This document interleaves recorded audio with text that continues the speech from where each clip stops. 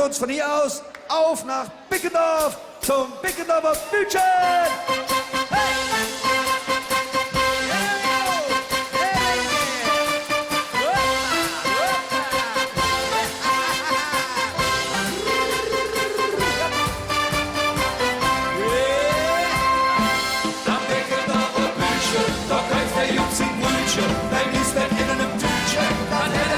Stütchen und abends dann ein Bütchen, verzeiht aus dem Tütchen, denn ist weg mit dem Stütchen, wie schön der Bütchen war.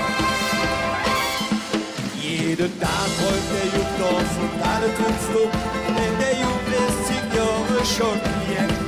Und dann Lisbeth, das steht, ob es regnet oder schneit, in dem Bütchen bei ihm um der Eck. Jedes Mal, wenn er arbeitet geht, der Junge, worum er sich freut.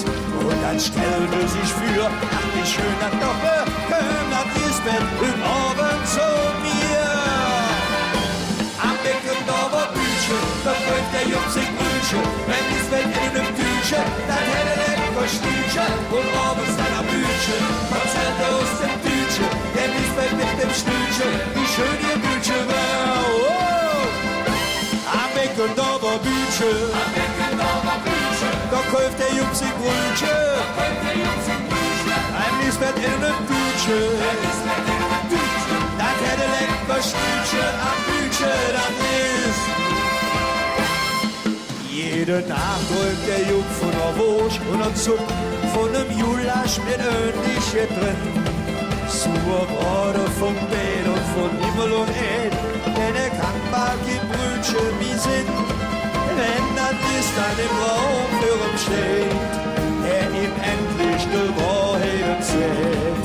Ob mit Kies oder Fisch bist du hier eigentlich noch ein leckerste Brötchen für mich.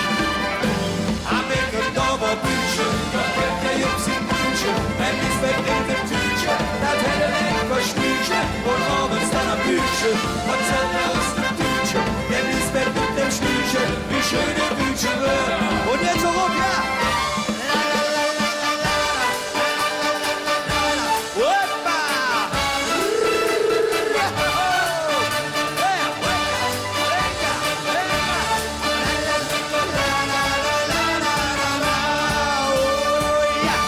Am Bickendorfer Bütchen, da kauft der Jungs ein Brötchen, beim Lisbeth in dem Tütchen, das hätte lecker Stütchen am